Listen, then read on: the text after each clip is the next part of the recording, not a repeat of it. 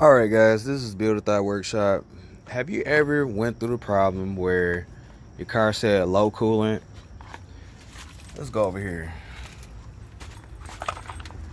Go to my radiator cap and I'm going to look into it.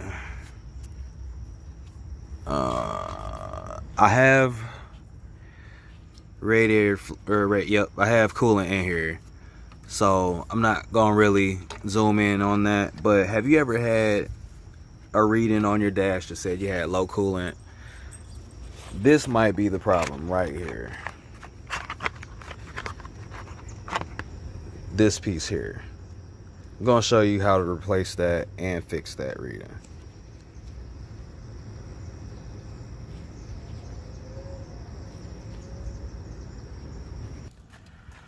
Okay, so now we're in the vehicle. You guys see I ran it probably yesterday or the day before and it's still stuck at that reading of how hot the vehicle was. And you notice the RPM, that's another video. I'm wait later to tell you about RPM. And you got my gas reading. I have a little bit of gas. I'm doing a gas treatment currently for this vehicle. I'm gonna show another vehicle about that. But as you start the vehicle, you notice the low coolant on. And yep, that's the only light that's on besides the seatbelt dilly. Ain't nothing else on, no check engine light on. But what happened is you'll have this on your dash and right now you're good. You just cut the vehicle on, but after a while it'll arise and you'll overheat. So I'm about to show you how to fix that. Okay, so we're back to the engine. The main parts that you're gonna have to look for is that piece that I showed you earlier. I'm gonna show you that part again. And this is your engine coolant sensor. There you go again. That's what it looks like brand new. It's maybe 15 bucks. Something like that. Brand new shiny. You see the little lines, the little fresh lines. Usually if they're old, they're green or black or something like that. So that's how you can tell if they're old or bad, if they're green, black. Some weird discolored crossings. So we're gonna get over here to this.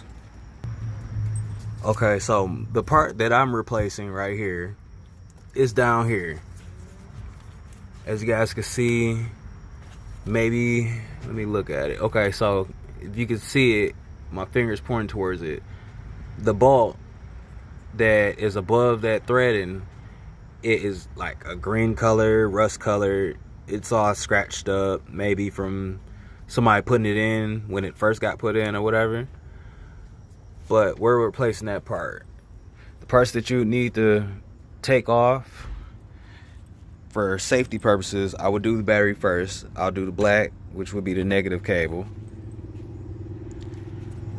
The actual air system, I'm going to be taking this part off, the air filter off, and then removing, or not removing, but just turning this valve or this hose back towards me a little bit. That way I can get down there to that part.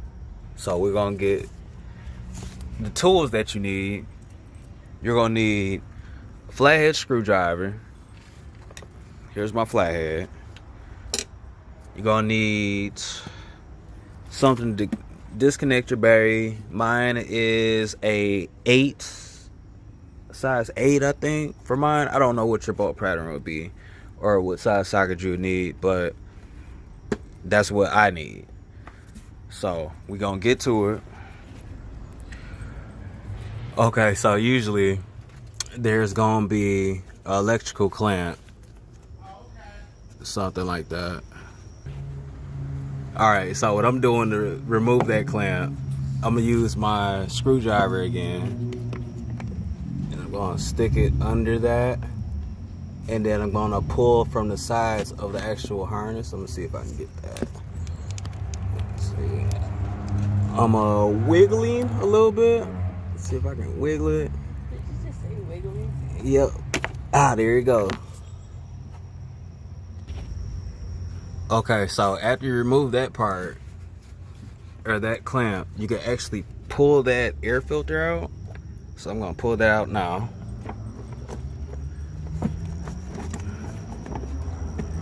Be careful of any wires or any components that are loose or could obstruct you from pulling it out. You could damage something, so be careful. Alright, so now I'm going to disconnect my negative cable from my battery. I'm going to use my ratchet set, or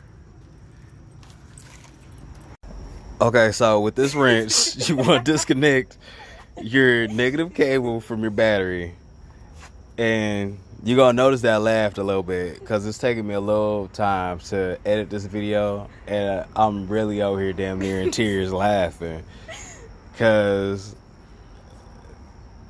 of the components that I'm naming off and the tools that I'm using. I don't want nobody to be like, hey, this guy told me the wrong tools to use or the wrong parts or whatever. You know, let's get into it though.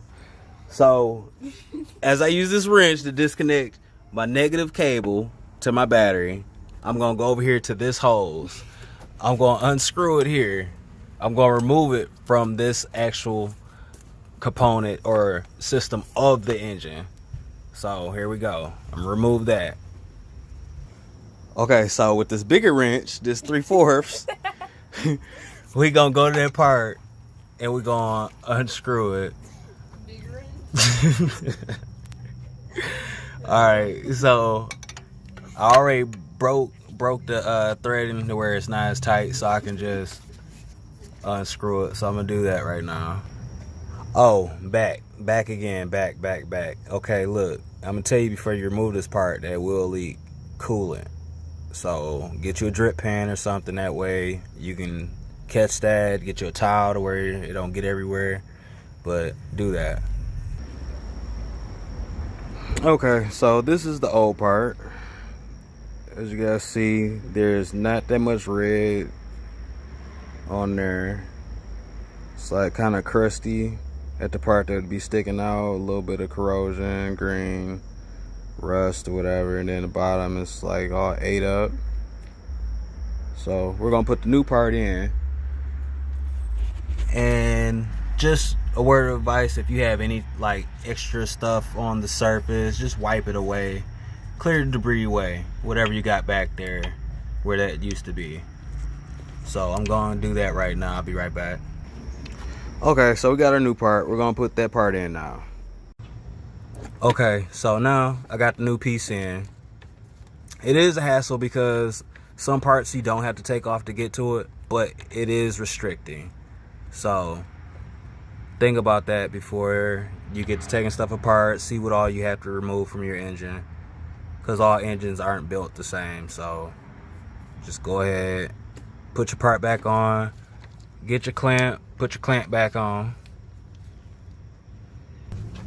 Okay, so now you want to reconnect your hose, check that entrance, see if there's any gunk in it. If there's gunk in it, anything, whatever, get out of there. Your hose, clean it out. I'm gonna do that right now. Alright, so put your hose back on. Okay, so now what I'm gonna do, just for the model of vehicle that I have, I'm gonna reconnect my battery, since all I have to do is reconnect my air filter system. So I'm gonna reconnect my battery now. Alright, put your air filter system back in. Air filter system. Excuse me, y'all, tongue twister. Okay, so put your air filter, air filter. Sorry, y'all, tongue twisters all day. Put your air filter system. I keep saying air fister. Air filter. Say it with me, y'all. Air Air filter. filter. All right, we're gonna plug that shit back up.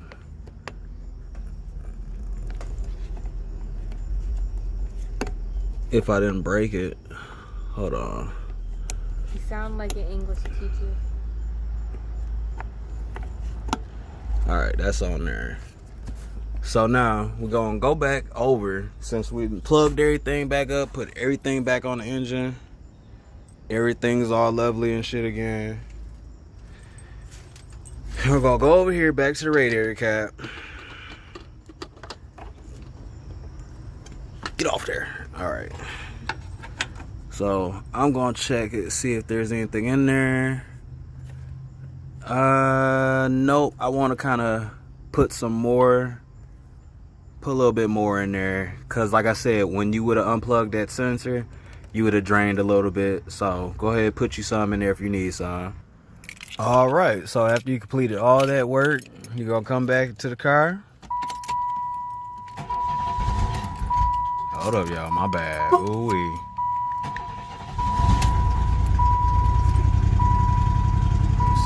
We're gonna let it run for a little bit because it still might say low coolant for a little bit. So let it run. Let it get up to temp. Let your engine get a little pressure to it, to where it pushes the radiator fluid or the coolant into the overdrip. So let it get pressure to it, y'all.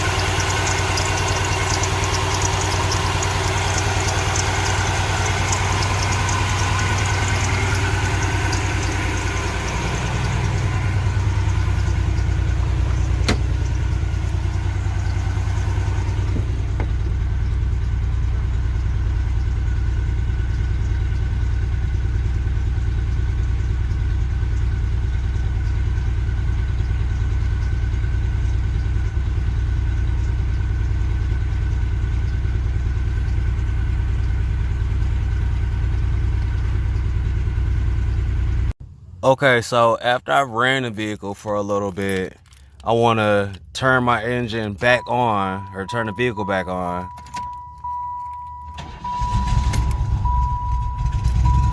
So you guys see that there's no low coolant light on anymore. Regular temp. There you go. So, like I said, there you go, guys. Easy fix.